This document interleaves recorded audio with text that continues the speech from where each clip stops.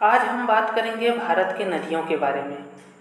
ये नदियाँ जल चक्र में महत्वपूर्ण भूमिका निभाती हैं। समुद्र का पानी भाप बनकर के ऊपर उठता है और बादल के रूप में आगे बढ़ता है और पर्वतों से टकरा करके वर्षा करता है। फिर वही वर्षा का पानी नदियों के माध्यम से समुद्र में वापस चला आता है। मतलब पानी का भाप बन करके समुद्र से ऊपर उठना, फिर घूम फिर करके वापस समुद्र में आना। और इस जल चक्र में महत्वपूर्ण भूमिका होती है नदियों की। अब जरा सोचिए, अगर नदियाँ नहीं होती तो क्या होता। समुद्र का पानी भाप बन करके ऊपर तो उठता, लेकिन समुद्र में वापस नहीं आता, जिससे समुद्र का स्तर धीरे धीरे कम होने लगता और अकाल और सूखे जैसी स्थिति उत्पन्न हो जाती। और जहाँ बारिश हो रही है वहाँ पानी निकलने का माध्यम न होने के कारण बाढ़ जैसी स्थिति आ जाती। मतलब कहीं बाढ़ तो कहीं सूखा। और इस सभी स्थिति से बचाता है हमें हमारा जल चक्र, और जल चक्र में अहम भूमिका होती है नदियों की। तो चलिए हम सैर करते हैं आज अपने भारत देश की नदियों की। अब आप सोच रहे होंगे कि भाई मुझे कहना चाहिए हम पढ़ते हैं हमारे भारत देश की नदियों को, लेकिन मैं कह रहा हूँ कि हम सैर करते हैं हमारे भारत देश की नदियों की। तो यहाँ मैं सही कह रहा हूँ। आप यकीन मानिए कि आज हम केवल पढ़ेंगे ही नहीं, बल्कि उन स्थानों पर गूगल अर्थ के माध्यम से जाएंगे भी। तो चलिए हम अपने विषय को आगे बढ़ाते हैं। और आज की कक्षा प्रारंभ करने से पहले मैं आप सभी को एक महत्वपूर्ण सूचना देना चाहता हूँ कि हमारे कोचिंग में कक्षा 9वीं, 10वीं, 11वीं एवं 12वीं की कक्षाएं प्रारंभ हो गई हैं। 9वीं से 12वीं तक की जो कक्षाओं में पढ़ाई होती है वह आगे कॉलेज में और कंपटीशन के लिए बहुत महत्वपूर्ण होती है। इसलिए आप ये ना सोचें कि भाई कोरोना काल चल रहा है तो हम फ्री में अच्छे रिजल्ट के साथ पास हो जाएंगे, क्योंकि भाई भविष्य में आपका नॉलेज देखा जाएगा, आपने अपने समय में अपनी कक्षाओं में कितनी पढ़ाई की है ये देखा जाएगा।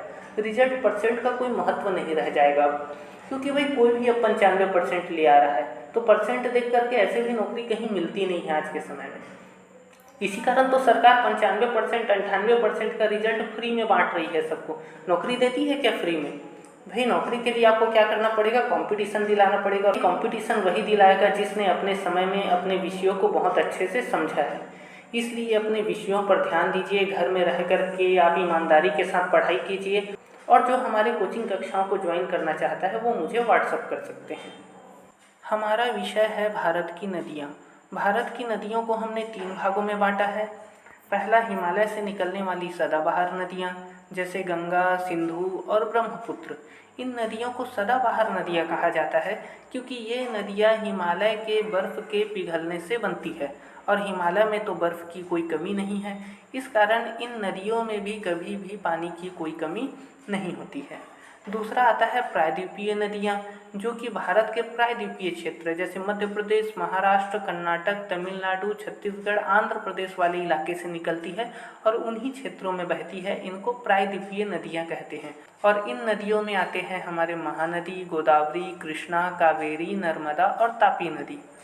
वे नदियाँ जो कि ना तो हिमालय से निकलती है और न ही प्रायद्वीपीय क्षेत्र से निकलती है, ऐसे नदियों को हमने तीसरे अन्य नदियों की श्रेणी में रखा है। और ऐसे नदी हैं गुजरात की साबरमती और माही नदी, केरल की पेरियार नदी और तमिलनाडु के पेन्नियार और वेगई नदी। तो इस प्रकार से हमने देखा हमारे भारत में बहने वाली कुछ प्रमुख नदियाँ। अब यहाँ पर आप सोच रहे होंगे कि भाई सिंधु नदी क्षेत्र में तो बहुत सारी नदियाँ बहती है, जैसे कि चिनाब, झेलम, सतलज, व्यास, रावी। गंगा नदी वाले इलाके में भी यमुना, गंडक, चंबल नदी, सोन नदी। इसी प्रकार महानदी वाले क्षेत्र में भी बहुत सारी नदियाँ बहती है, जैसे शिवनाथ हो गया, खारून, हसदो नदी। तो ये जो सभी नदियाँ हैं ये मुख्य नदियाँ नहीं हैं। मुख्य नदियाँ केवल इतनी ही हैं जो आप यहाँ स्क्रीन पर देख रहे हैं। बाकी की सभी जो नदियाँ हैं वो इन्हीं की सहायक नदियाँ हैं। अब जब हम इन नदियों को पढ़ेंगे एक एक करके लाइन से और इनको समझेंगे, तो वो सभी जो सहायक नदियाँ हैं उनको भी हम इन्हीं के अंदर अध्ययन कर लेंगे। जैसे जब हम गंगा नदी के बारे में पढ़ेंगे तो यमुना के बारे में भी पढ़ेंगे, क्योंकि गंगा नदी मुख्य नदी है और यमुना उसकी सहायक नदी है। गंडक सहायक नदी है, सोन नदी सहायक है, कोसी नदी सहायक है, चंबल नदी सहायक है, काली सिंध भी गंगा की सहायक नदी है। तो जब हम एक मुख्य नदी को पढ़ेंगे तो उसके अंदर आने वाली सभी सहायक नदियों का अध्ययन भी हम वहाँ पर करेंगे। तो चलिए एक एक करके हम अपने विषयों की ओर आगे बढ़ते हैं और सबसे पहले हम बात करते हैं सिंधु नदी के बारे में। यहाँ सबसे पहले हम देखेंगे हिमालय की सदाबहार नदियों को, और इन हिमालयीन सदाबहार नदियों की संख्या 3 है। पहला सिंधु, दूसरा गंगा और तीसरा ब्रह्मपुत्र। तो चलिए हम स्टार्ट करते हैं सिंधु नदी से। हम सिंधु नदी में सबसे पहले ये देखते हैं कि इसकी उत्पत्ति कहाँ से हुई है, मतलब सिंधु नदी निकलती कहाँ से है। तो ये जो सिंधु नदी है ये निकलती है तिब्बत में मानसरोवर झील के पास एक ग्लेशियर, मतलब बर्फ़ का पहाड़ है वहाँ से। और उस बर्फ़ के पहाड़ का, उस ग्लेशियर का नाम है सिन कबाब। मतलब तिब्बत के मानसरोवर झील के पास सिन कबाब ग्लेशियर से निकलती है हमारी सिंधु नदी। अब चलिए हम चलते हैं सिन कबाब पहाड़ी पर।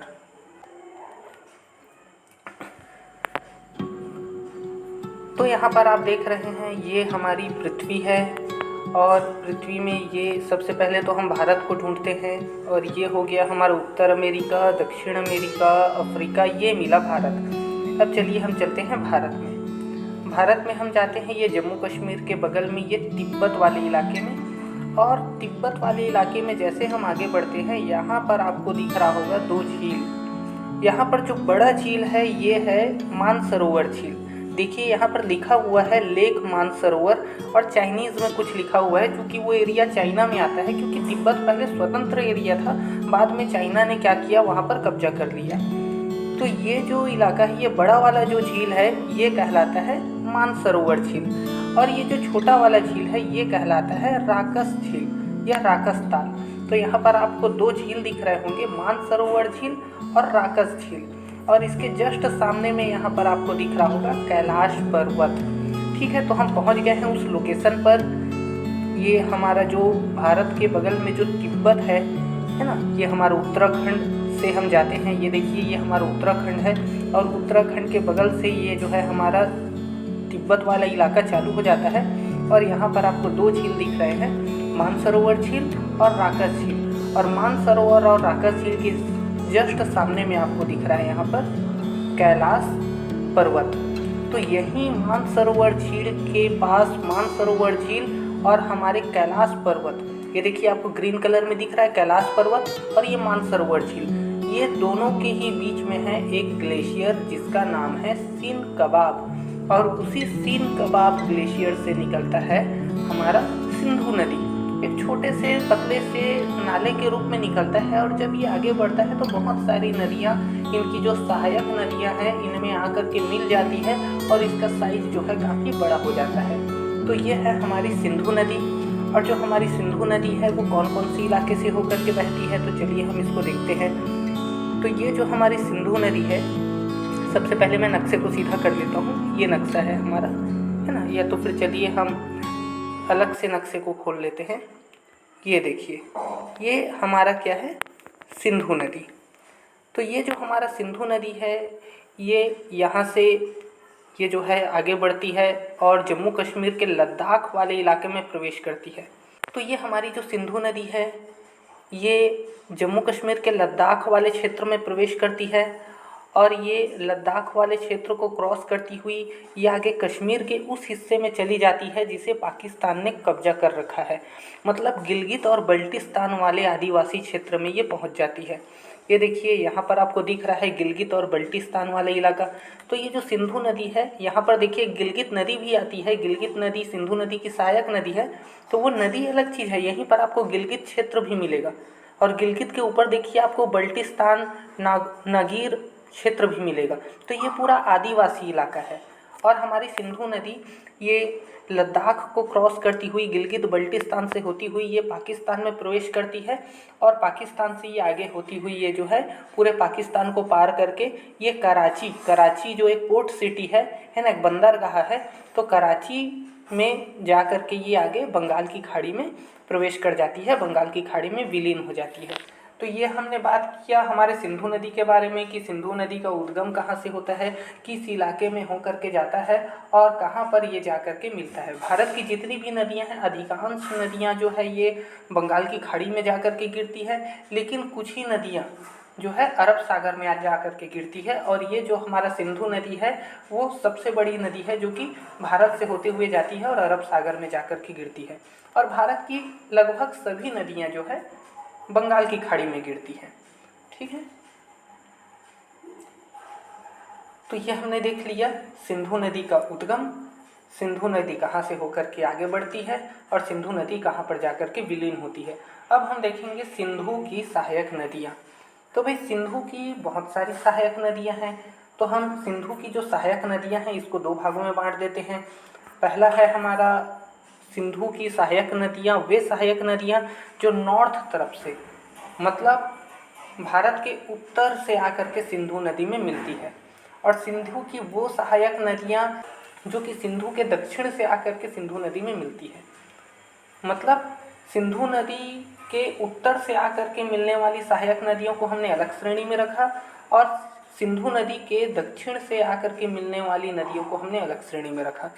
तो सिंधु की सहायक नदियाँ जो उत्तर दिशा से आकर के सिंधु नदी में मिलती है वो यहाँ पर है श्योक नदी, सीगर नदी, गिलगित नदी, काबुल नदी और गुमला नदी। 5 नदियाँ हैं जो कि उत्तर दिशा से सिंधु नदी में मिलती है, श्योक, सीगर, गिलगित, काबुल और गुमला। और उसी प्रकार से सिंधु नदी में दक्षिण की ओर से आकर के मिलने वाली, मतलब हमारा जो जम्मू कश्मीर वाला जो इलाका है ना, इस तरफ पंजाब वाले क्षेत्र से आकर के सिंधु नदी में मिलने वाली जो नदियाँ हैं वो है जास्कर और पंचनद। तो यहाँ पर देखिए पंचनद जो है कोई एक नदी का नाम नहीं है, जैसे जास्कर एक नदी का नाम है वैसे पंचनद नदी का नाम नहीं है जी। पंचनद 5 नदियों से मिलकर बना हुआ एक समूह है। पंचनद में आपका आ जाएगा झेलम, चिनाब, रावी, सतलज और व्यास। झेलम, चिनाब, रावी, सतलज और व्यास, इन 5 नदियों के समूह को पंचनद कहा गया है। आप यहाँ पर इसे एक ही नदी मत समझ लेना। और ये जो पंचनद है, जो 5 नदियाँ हैं रावी, झेलम, व्यास, सतलज है ना और चिनाब, जो ये 5 नदियाँ हैं ये जिस क्षेत्र से होकर के गुजरती है वो क्षेत्र कहलाता है पंजाब। ठीक है, भारत पाकिस्तान विभाजन से पहले पंजाब बहुत बड़ा हुआ करता था। सिंधु और उसकी जो सहायक नदियां हैं जितने एरिया में फैले हैं वो पूरा एरिया पंजाब कहलाता था। लेकिन भारत पाकिस्तान विभाजन हुआ जिसके कारण पंजाब का जो बड़ा सा हिस्सा है वो पाकिस्तान में चला गया और छोटा सा हिस्सा जो है भारत में आया।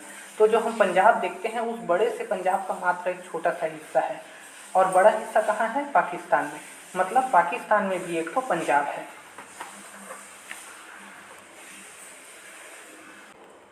तो चलिए हम बात करते हैं सिंधु नदी की सभी सहायक नदियों के बारे में।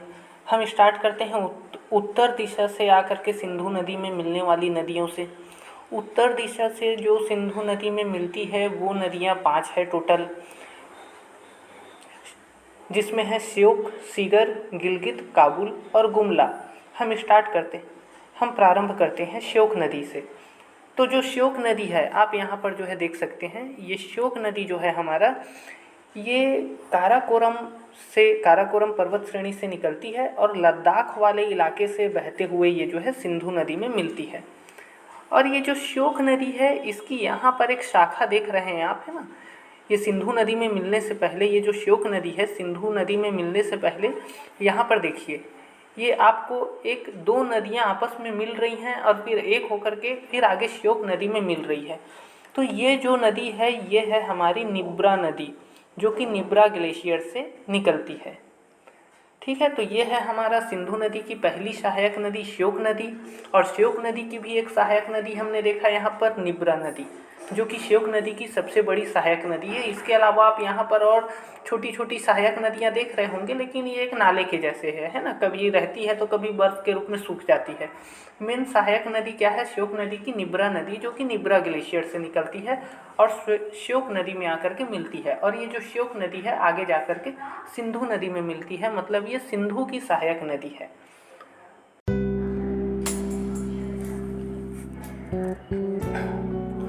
तो फिर चलिए हम चलते हैं श्योक रिवर में, है ना, जो कि सिंधु नदी की सहायक नदी है, श्योक रिवर घूमने के लिए। ये मैं सर्च करता हूँ यहाँ पर श्योक रिवर, और ये मुझे जो है लद्दाख में जाकर ये केटू वाला इलाका दिख रहा है। ठीक है, ये यहाँ पर जो है मुझे K2 वाला इलाका दिख रहा है, काराकोरम वाला इलाका है ना। ये हसानाबाद लिखा हुआ है और ये दिख गया मुझे रिवर है ना। ये देखिए ये जो है नदी है ना। ये पाकिस्तान ऑक्यूपेड एरिया है, मतलब POK वाला एरिया है ये, पाकिस्तान ऑक्यूपेड कश्मीर। ये यहाँ पर आप देख रहे हैं एक रिवर है ना, ये है हमारा श्योक नदी।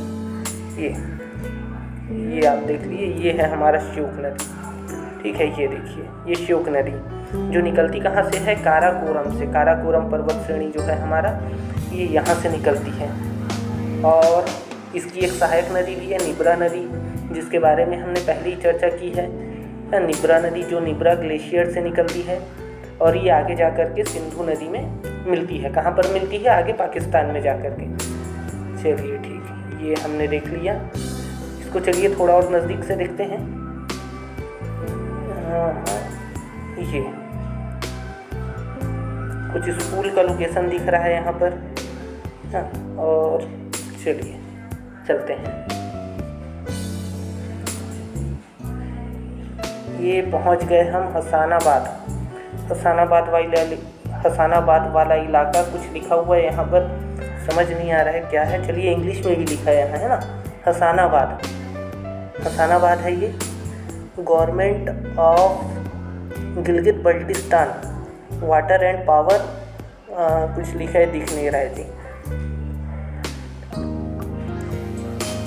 700 किलोवाट हाइडल स्टेशन, मतलब यहाँ बिजली बनती है ये बताया जा रहा है ना। 700 किलोवाट की जो है बिजली बनाने की क्षमता है। हम कहीं पहुँच गए हैं।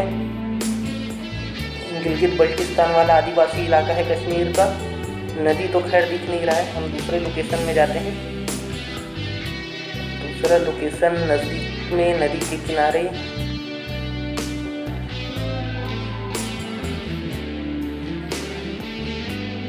चलिए यहाँ से दिखेगा नदी।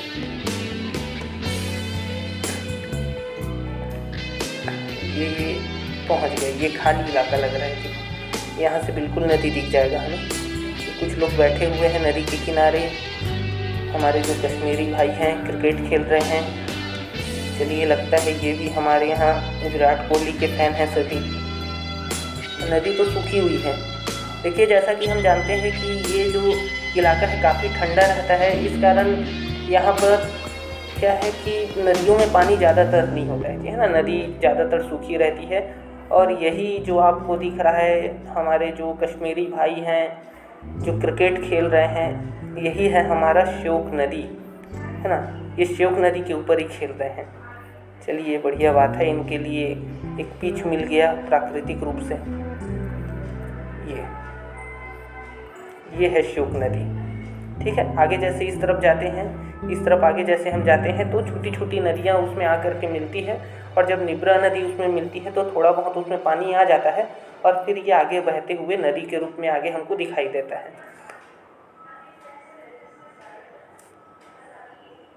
अब यहाँ से हम आगे बढ़ते हैं तो यहाँ पर देखिए आपको एक और सहायक नदियाँ, ये जो है दो नदियाँ हैं आपस में मिल करके आगे बढ़ रही है। तो यहाँ पर एक और नदी आपको दिख रहा है जो सिंधु की सहायक नदी है और इसी नदी को कहते हैं सीगर नदी। यही है हमारा सीगर नदी जो कि हिस्पर नाम के एक ग्लेशियर से निकलती है ना। ये जो है यहाँ से हिस्पर नाम का एक ग्लेशियर है, यहाँ से निकलती है और ये जो है इसका एक छोटा सा नाला जैसा एक छोटा सा सहायक नदी है ना। मुख्य नदी जो है ये है हमारा जो कि हिस्पर नाम के ग्लेशियर से निकलती है और ये आगे बहती हुए यहाँ पर एक काडू नाम का गांव है, काडू नाम के गांव पर वो जो है सिंधु नदी में आकर के मिल जाती है। तो हमने यहाँ देख लिया श्योक नदी और सीगर नदी। तीसरा हम बात करते हैं, ये देखिए गिलगित नदी के बारे में। तो ये जो गिलगित नदी है ना, ये जो गिलगित नदी है ये हिमालय के बिल्कुल अंतिम छोर, जो हमारा हिमालय का बिल्कुल उत्तरी पश्चिमी जो छोर है, एकदम किनारा वाला जो इलाका है, वहाँ से ये गिलगित नदी निकलती है अफ़गानिस्तान वाले क्षेत्र से। और ये बहते बहते ये जो है भारत में गिलगित आदिवासी क्षेत्र में प्रवेश कर जाती है, इस कारण इसको गिलगित नदी बोलते हैं। और ये आगे बढ़ते हुए जो है ये सिंधु नदी में देखिए यहाँ पर मिल रही है ना। ये है हमारी सिंधु नदी, ये एक तरफ से गिलगित नदी आ रहा है और थोड़ा पीछे जाएंगे तो यहाँ पर सीगर नदी है, और थोड़ा पीछे जाएंगे तो यहाँ पर हमें जो है श्योक नदी दिख रहा है ना, ये जो है श्योक नदी दिख रहा है, और ये है हमारा मुख्य सिंधु नदी। अब हमने बात किया श्योक, सीगर और गिलगित के बारे में, और उत्तर से आकर के सिंधु नदी में मिलने वाली 2 नदियाँ बच गई, कौन सी, काबुल और गुमला। तो जो काबुल और गुमला नदी है ये अफ़गानिस्तान से निकलती है और पाकिस्तान में प्रवेश करके ये सिंधु नदी में मिलती है, मतलब ये भारत वाले हिस्से में, भारत वाले क्षेत्र में नहीं आती। तो इस प्रकार से हमने देख लिया सिंधु नदी के उत्तर से आकर के मिलने वाली सहायक नदियाँ। अब चलिए हम बात करते हैं सिंधु नदी के दक्षिण से निकलने वाली और उसमें मिलने वाली सहायक नदियाँ। पहले नंबर पर है जास्कर नदी। तो देखिए जम्मू कश्मीर को 2 भागों में बांटा गया है, एक लद्दाख और दूसरा जम्मू कश्मीर। तो जो लद्दाख है हमारा, है ना, लद्दाख जो केंद्र शासित प्रदेश है, वहाँ पर 2 जिले हैं, है ना। जम्मू कश्मीर में 22 जिले हैं और लद्दाख में 2 जिले हैं, एक लेह और एक कारगिल। तो जम्मू कश्मीर के लद्दाख के कारगिल जिले में जास्कर वाला जो क्षेत्र है, जास्कर पहाड़ी इलाका जो है, वहाँ से एक छोटी सी नदी निकलती है जिसका नाम है डोडा नदी, और यही डोडा नदी जो है आगे जा कर के जास्कर नदी बनाती है। चलिए हम यहाँ पर देखते हैं थोड़ा इसको, गूगल अर्थ में हम इसको देख लेते हैं। तो ये जो है हम यहाँ पर आ गए, ये पृथ्वी हमारी, और हम जो है ये यहाँ पर पहुँच गए, कहाँ पर, ये हमारा जम्मू कश्मीर वाला इलाका, है ना, ये हमारा जम्मू कश्मीर वाला क्षेत्र हो गया। और जम्मू कश्मीर में ये देखिए ये लद्दाख है ना, ये हम पहुँच गए लद्दाख में, और लद्दाख में हम जाएंगे यहाँ पर जास्कर श्रेणी वाले हिस्से में, है ना, ये जास्कर श्रेणी वाला हमारा हिस्सा। ये देखिए आपको हेमिस नेशनल पार्क दिख रहा है ना, ये हेमिस नेशनल पार्क। तो ये हेमिस नेशनल पार्क के बगल से ही होकर के निकलती है हमारी जास्कर नदी। तो ये जो है हमारा जास्कर नदी जम्मू कश्मीर को 2 भागों में बांटा गया है। उसके लद्दाख वाले भाग में, कारगिल जिले में जास्कर वाले क्षेत्र से हेमिस नेशनल पार्क के बगल से निकलती है हमारी जास्कर नदी। हेमिस नेशनल पार्क के बगल से निकलती है हमारी जास्कर नदी। जब ये जास्कर नदी शुरू में निकलती है तो ये काफ़ी छोटी होती है और इसका नाम होता है डोडा नदी, और आगे बढ़ते बढ़ते और बहुत सारी छोटी छोटी सहायक नदियाँ जब इसमें जल राशि को बढ़ाते जाती है तो इसका नाम बदल करके हो जाता है बाद में जास्कर नदी, क्योंकि ये जास्कर क्षेत्र से आया है। ओके, अब चलिए हम बात करते हैं अपनी अगली नदी चीनाब। तो जो चीनाब नदी है इसकी उत्पत्ति हुई है हमारा जो हिमाचल प्रदेश है, हिमाचल प्रदेश के लाहुल जिले से। हिमाचल प्रदेश का जो हमारा लाहुल जिला है, चलिए हम इसमें देख लेते हैं। हम सबसे पहले हिमाचल प्रदेश चलेंगे, ये आ गया हमारा, कहाँ गया ये जो है,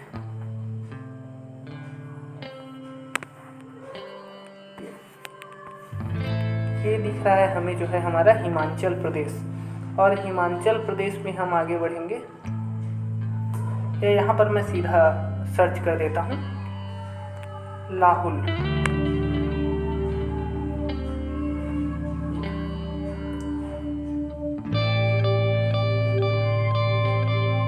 अब ये आ गया जो है हमारा लाहुल एंड स्पीति। ये हमारा हिमाचल प्रदेश का लाहुल एंड स्पीति वाला जो इलाका है, यहीं पर से निकलता है हमारा कौन सा, चीनाब नदी नहीं, लाहुल और स्पीति वाला जो हमारा ये इलाका है ना, दोनों का मध्य वाला जो क्षेत्र है, यहाँ से हमारा निकलता है क्या, 2 छोटी छोटी नदियाँ, एक चंद्र नदी और एक भागा नदी, है ना। लाहुल एक पर्वत है, वहाँ पर लाहुल पर्वत, और उस लाहुल पर्वत के एक तरफ से उत्तर तरफ से निकलती है हमारी चंद्र नदी और दक्षिण तरफ से निकलती है हमारी भागा नदी।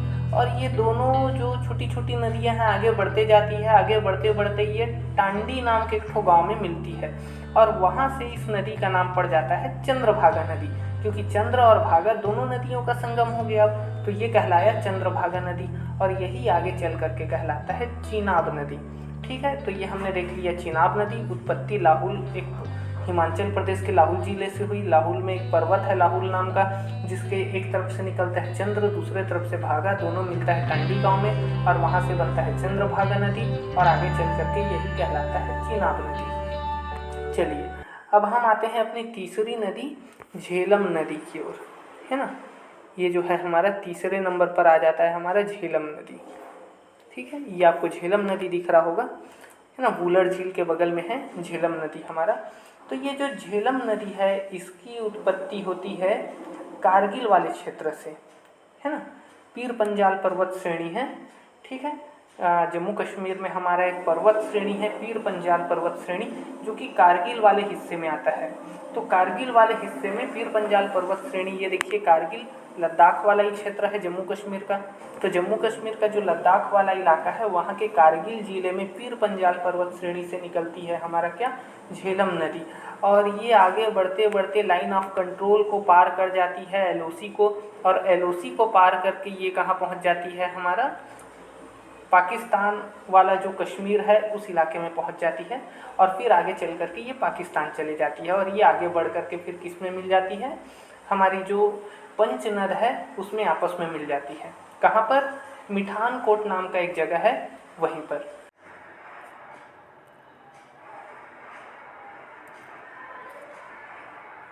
चलिए चलते हैं सतलज रिवर, है ना। सतलज नदी जो हमने देखी है, यहाँ पर हम इसको काफ़ी थोड़ा नज़दीक से देख लेते हैं।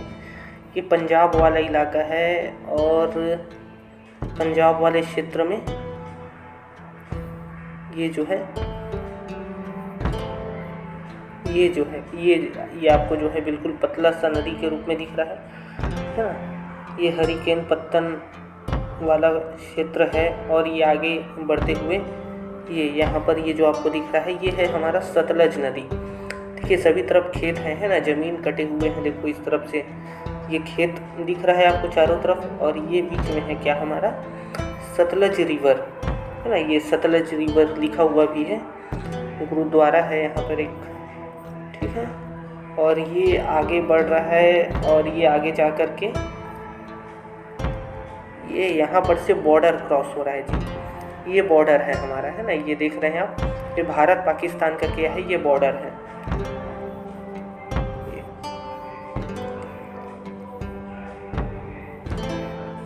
इसकी एक सहायक नदी है, झेलम नदी की एक सहायक नदी है किशनगंगा नदी, है ना। पाकिस्तान ने अभी इसका नाम चेंज कर दिया है। ये देखिए आप किशनगंगा नदी दिख रहा होगा आपका। किशनगंगा नदी झेलम नदी की सहायक नदी है और झेलम नदी सिंधु की सहायक नदी है, ठीक है।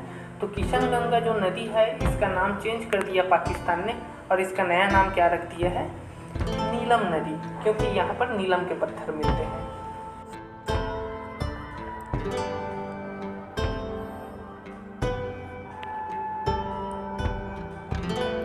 अब चलिए हम चलते हैं किशनगंगा रिवर, है ना, जो कि सतलज नदी की सहायक नदी है। मुजफ्फराबाद वाला इलाका है ये हमारा, है ना। ये मुजफ्फराबाद में किशनगंगा रिवर, ये जो है बढ़िया घनी आबादी वाला इलाका ये दिख रहा है। नीलम नदी लिखा हुआ है यहाँ पर। अब नीलम नदी लिखा हुआ है मतलब आप समझ जाइए ये जो किशनगंगा नदी है इसका पाकिस्तान वाला एरिया हमें दिखाया जा रहा है ना। आर्मी स्कूल है, ये पाकिस्तान का है, ये पाकिस्तान का आर्मी स्कूल है। यहीं पर आतंकवादियों ने लगभग 19-20 बच्चों को एक बार हत्या कर दी थी, है ना। 2-3 साल पहले जो है सुनाई में आया था, न्यूज़ में आया था। और ये है हमारा किशनगंगा रिवर जो कि सिंधु नदी की सहायक नदी है। हाँ, किशनगंगा जो रिवर है ये सिंधु नदी की सहायक नदी है। चलिए इसको जो है हम भारत वाले इलाके से देखते हैं थोड़ा। ये तो है पाकिस्तान,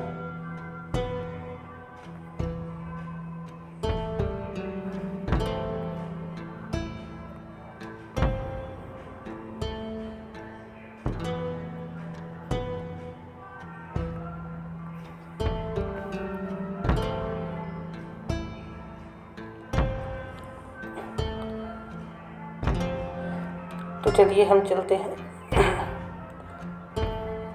हम चलते हैं अब किशनगंगा नदी की ओर, है ना। किशनगंगा रिवर जो कि सतलज नदी की सहायक नदी है। मैं यहाँ सीधा सर्च कर देता हूँ अब नाम चूँकि चेंज हो गया है, पहले किशनगंगा रिवर था लेकिन अब इसको नीलम नदी कहा गया है।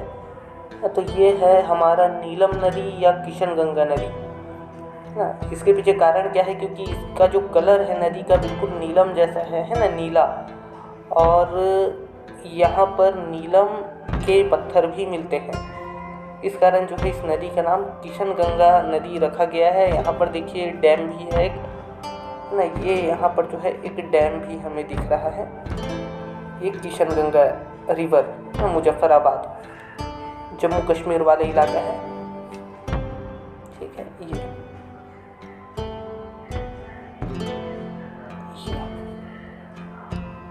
काफ़ी अच्छा डैम बना हुआ है। इलाका भी काफ़ी घनी आबादी वाला दिख रहा है। देखिए कितनी घनी आबादी है इसमें चारों तरफ। ऐसे हमारा एक व्यू है, एक सोच है ना कश्मीर को लेकर के कि चारों तरफ बर्फ़ ही बर्फ़ है, कोई डेवलपमेंट नहीं है, आतंकवादी घूमते रहते हैं। लेकिन इस इलाके को आप देखिए, बिल्कुल बॉर्डर का इलाका है जम्मू कश्मीर में, पाकिस्तान का बॉर्डर का इलाका, और कितना घनी आबादी वाला इलाका है। इतनी आबादी को हम ये तो नहीं बोल सकते कि भाई ये डेवलपमेंट यहाँ पर नहीं हुआ है। आबादी देखिए यहाँ की आप, काफ़ी ज़्यादा आबादी है।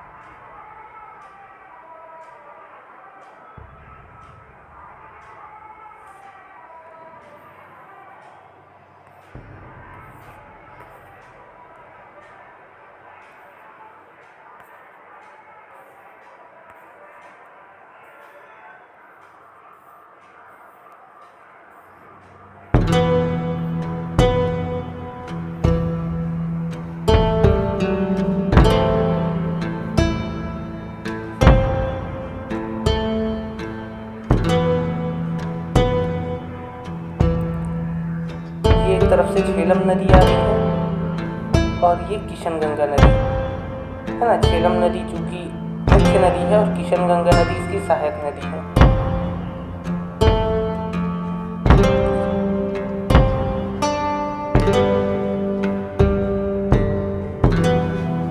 यहाँ पर मैं बार बार किशनगंगा बोल रहा हूँ है ना। किशनगंगा और नीलम नदी एक ही है, आप ध्यान रखिएगा।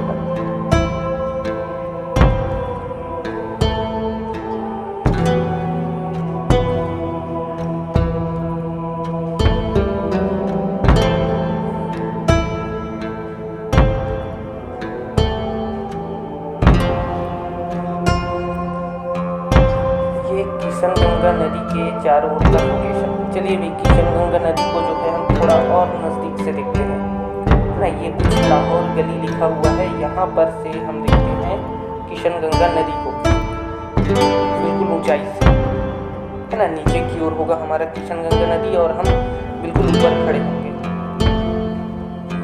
इमेज लोड हो रहा है और ये हो गया कंप्लीट हमारा 50% एंड 100%। ये देखिए हिल स्टेशन का इलाका है पूरा। ये है हमारी नीलम नदी और हम खड़े हैं इस पहाड़ वाले इलाके में। ये देखिए पहाड़ी इलाका है पूरा, पाकिस्तान का झंडा लगा हुआ है। जैसा कि हम जानते हैं पाकिस्तान वाले इलाके में आ गए हैं, बिल्कुल बॉर्डर से हम देख रहे थे ना। किशनगंगा नदी का जो व्यू है इसको हम बिल्कुल बॉर्डर से ले रहे थे। ये देखिए ये है पूरा किशनगंगा नदी।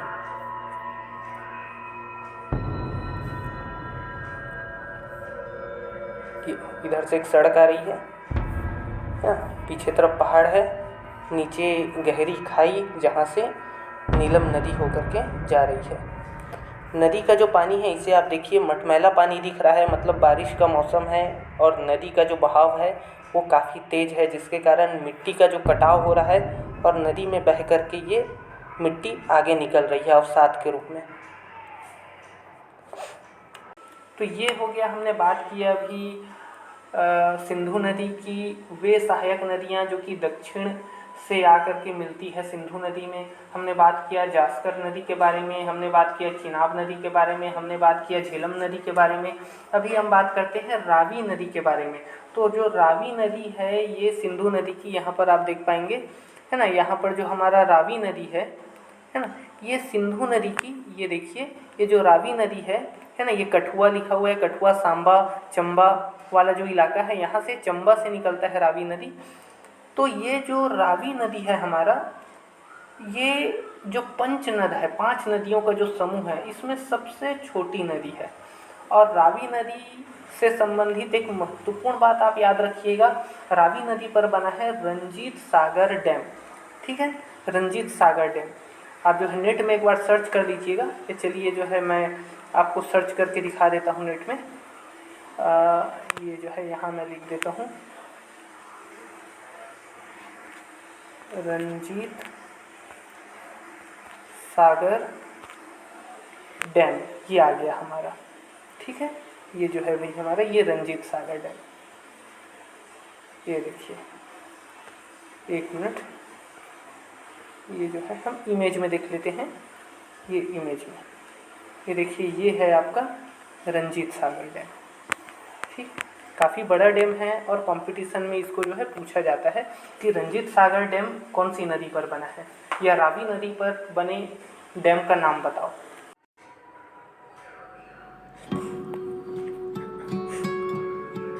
तो चलिए हम चलते हैं रंजीत सागर डैम में। यहाँ पर मैं सर्च कर देता हूँ रंजीत सागर।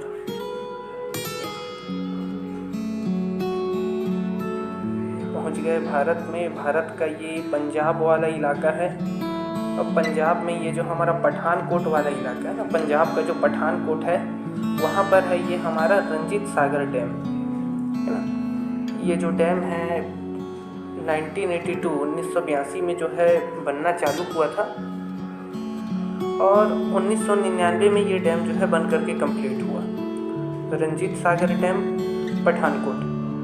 चलिए ये जो है, ये देखिए इस तरफ से जो है हमारी रावी नदी आ रही है और यहाँ पर पूरा पानी भरा हुआ है, इकट्ठा हो रहा है यहाँ पर, ये जो है। और ये आगे जा कर के ये जो डैम जो है ये पाकिस्तान की ओर आगे बढ़ रही है। इसको जो है हम थोड़ा और करीब से देख लेते हैं।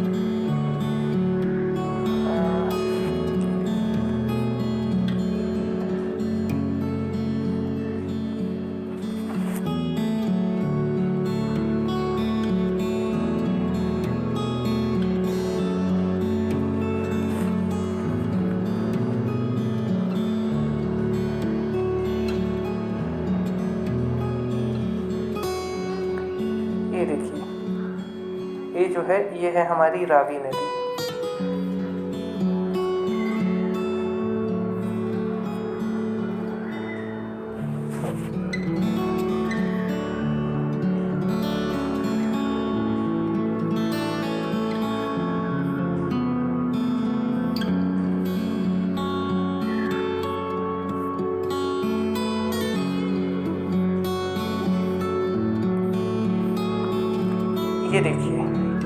ये देखिए ये है हमारी रावी नदी और ये इस तरफ से सड़क आई हुई है। पहाड़ी इलाका है, डैम पहाड़ी इलाके में ही बनता है।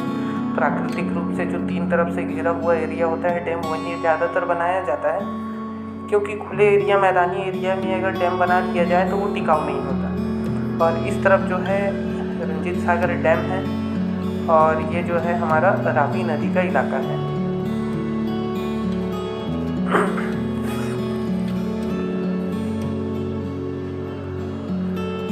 अगले नदी सतलज नदी की ओर।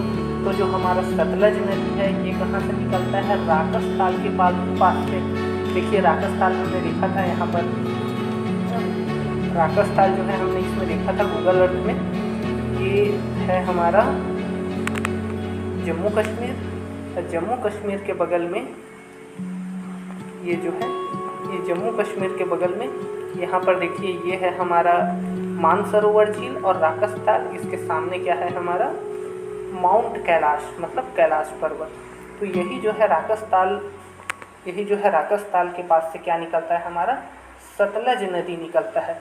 लेकिन भाई सतलज नदी जो है ये भारत में प्रवेश नहीं कर सकता, क्योंकि ये जो नदियां हैं, है ना, जो तिब्बत से होकर के आ रही है, इसको किसको क्रॉस करना पड़ेगा? हिमालय पर्वत को।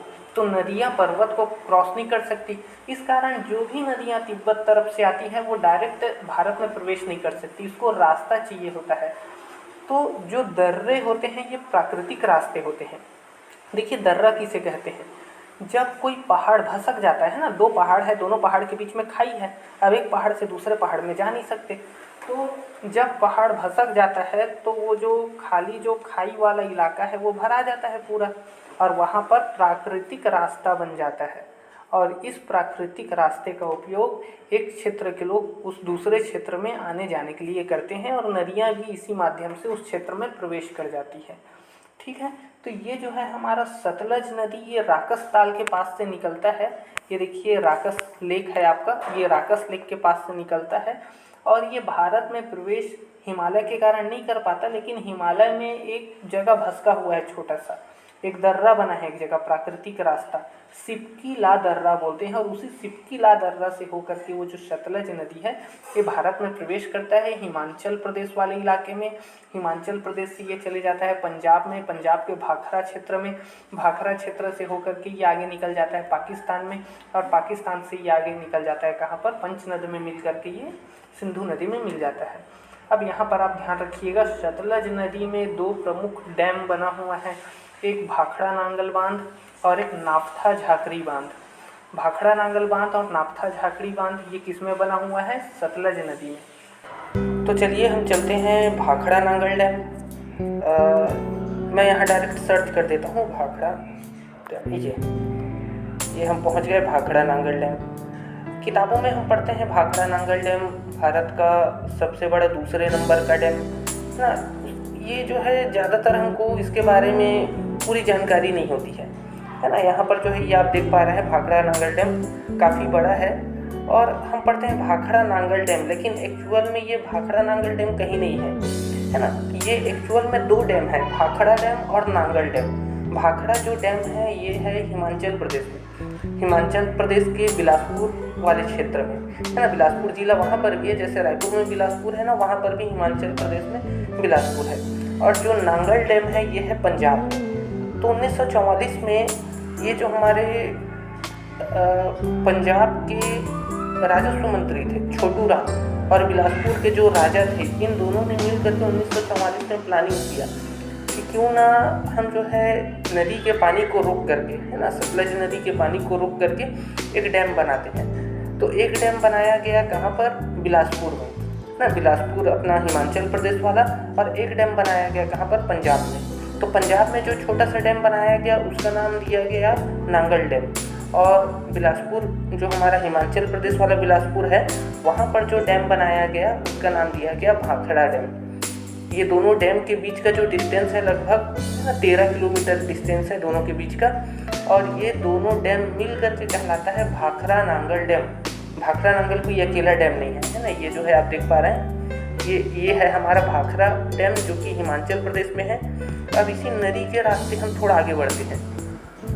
ये जो है हम ये नदी के रास्ते थोड़ा सा आगे बढ़ गए, ये पंजाब वाला इलाका लग गया इधर, और ये देखिए यहाँ पर है आपका नांगल डैम, ये दिख रहा है, ये जो है आपका नांगल डैम। तो अभी आपको जो है क्लियर हो गया होगा कि भाई भाखड़ा डैम और नांगल डैम जो है अलग अलग है।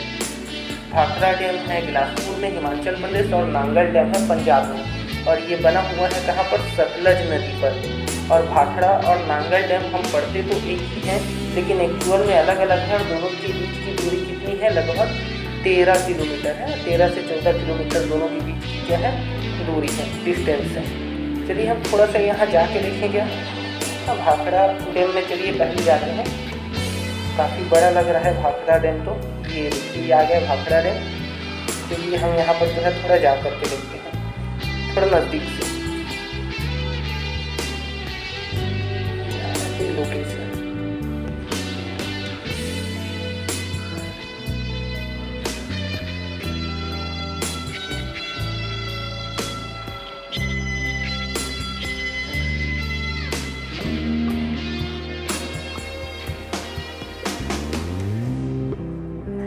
ये पहुंच गए अपन, किसी के छत में पहुंच गए हैं। नहीं, छत नहीं है ना, ये डैम का ही हिस्सा है।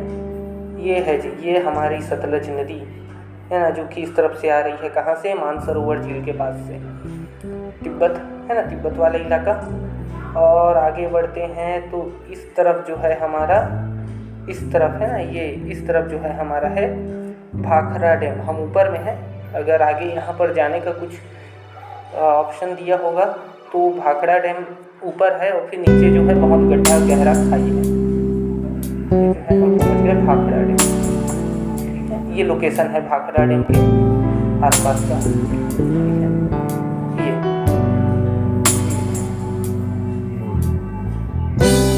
चलिए अब जो है हम नांगल डैम जाते हैं ना। ये भाखड़ा डैम हमने देख लिया। हम यहाँ पर थे, ये देखिए रवि दत्त लिखा हुआ है ना, यहाँ पर हम थे। और डैम है कहाँ पर? डैम है यहाँ पर, काफ़ी डिस्टेंस था। अब यहाँ पर किसी ने जो है इमेज डाला नहीं है, नहीं तो यहाँ से भी मैं आपको दिखाता। अभी चलिए अपन चलते हैं अभी नांगल डैम। तो इसी सतलज नदी के सहारे हम आगे बढ़ते हैं। ये है नांगल डैम।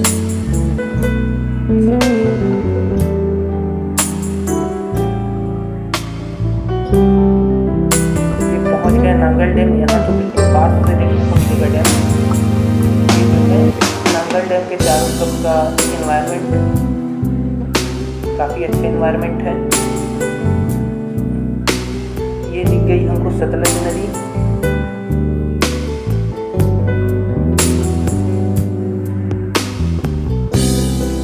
यहाँ से तो कुछ दिख नहीं रहा है, कोई झाड़ी में खड़ा होकर कुछ फोटो बना दिए हैं। चलिए हम दूसरे लोकेशन में जाते हैं। ये सतलज रिवर और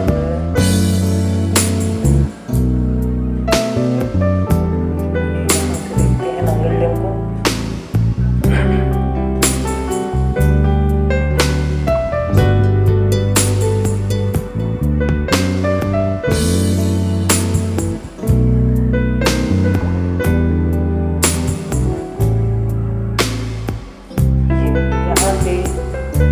लोकेशन नांगल डैम का देखने को मिल रहा है। यहाँ पर कुछ भी गार्डन है, नांगल डैम के आसपास का कुछ गार्डन ग्लोबल।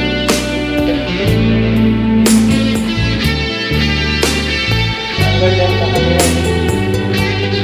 थोड़ा आगे चलते हैं इस तरफ।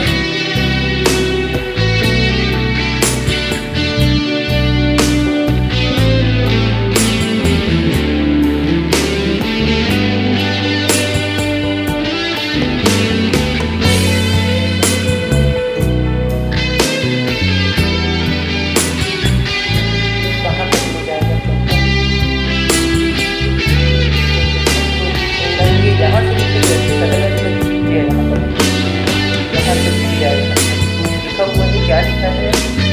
Photography not allowed, not parking. चलिए देखिए तो हर जगह लिखा रहता है, लेकिन किसी ने फोटो खींचाई है तभी तो देख रहे हैं। ये जो फोटो है इसको हम चारों तरफ से ऐसे घुमा करके देख सकते हैं, है ना, ऊपर से भी देख सकते हैं। इसको 360 डिग्री एंगल वाला फोटो कहते हैं, है ना। इसके लिए एक अलग कैमरा आता है, 360 डिग्री वाला कैमरा अलग से आता है। और ये है हमारी सतलज नदी। और नांगल डैम तो यहाँ से भी हमें दिख नहीं रहा है। चलिए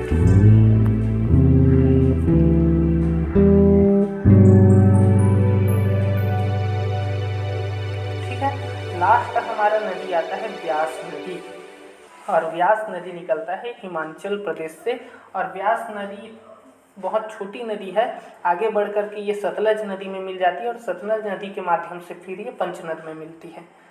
तो आप ध्यान रखिएगा, हिमाचल प्रदेश से निकलने वाली 3 नदियाँ है ना, 3 नदी हिमाचल प्रदेश से निकलती है।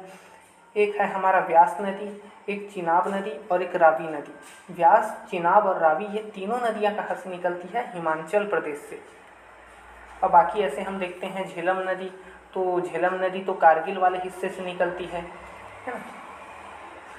और हम बात करते हैं यदि जास्कर नदी की, तो वो जास्कर हिस्से से निकलती है ठीक है। तो कुछ सतलज नदी की बात करें तो ये तिब्बत से निकलती है, लेकिन 3 नदियाँ जो है व्यास, चिनाब और रावी, ये हिमाचल प्रदेश से निकलती है। तो यहाँ पर हमने बात किया भारत की नदियों के बारे में। भारत की नदियों में हमने देखा हिमालयीन सदाबहार नदियों में जो हमारा पहला नदी है सिंधु नदी, उसको बाकी 2 नदियाँ बच गई है, गंगा नदी और ब्रह्मपुत्र नदी। सिंधु नदी सबसे बड़ी नदी है, इसमें हमने सिंधु नदी कंप्लीट कर लिया। अगले पार्ट में हम बात करेंगे गंगा नदी और ब्रह्मपुत्र नदी के बारे में, और फिर इसी प्रकार हम इस वीडियो के 3-4 भाग बनाएंगे और वहाँ पर हम बात करेंगे प्रायद्वीपीय नदियों के बारे में और जो अन्य नदियाँ बच गई हैं उसके बारे में। आप वीडियो को देखते रहिए, 1 बार 2 बार देखिए, सारा चीज़ क्लियर हो जाएगा, क्योंकि अभी आपके पास समय है, अभी आप स्कूल में पढ़ रहे हैं, आपके अंदर ज़्यादा प्रेशर नहीं है ना। आप जितना सीख सकते हैं सीख लीजिए, क्योंकि एक बार स्कूल से आप निकल गए तो फिर वहाँ पर जिम्मेदारी आ जाएगा और पढ़ने का फिर जो समय मिलता है एकदम फ्री समय, वो नहीं मिलेगा, है ना। वहाँ पर आप थोड़ा जिम्मेदार हो जाएंगे, थोड़ा व्यस्त हो जाएंगे, और वहाँ पर फिर आप सोचेंगे मैं कोचिंग करूँगा कंपटीशन का, मैं कोई कंपटीशन क्लास निकालूंगा या कुछ मैं पढ़ूंगा समझूंगा, तो वहाँ पर वो मानसिकता नहीं रहती है, वो चेंज हो जाती है। तो अभी स्कूल लाइफ आपका ज़्यादा समय नहीं बचा है, लगभग लास्ट समय ये स्कूल लाइफ का। तो आप जितना सीख सकते हैं यहाँ से सीख के जाइए। आपको रिजल्ट नहीं लेना है 90-95% वाला, रिजल्ट कोई काम नहीं आता है, एक्सपीरियंस काम आता है। जितना एक्सपीरियंस ले सकते हैं स्कूल में आप लीजिए। जय हिंद।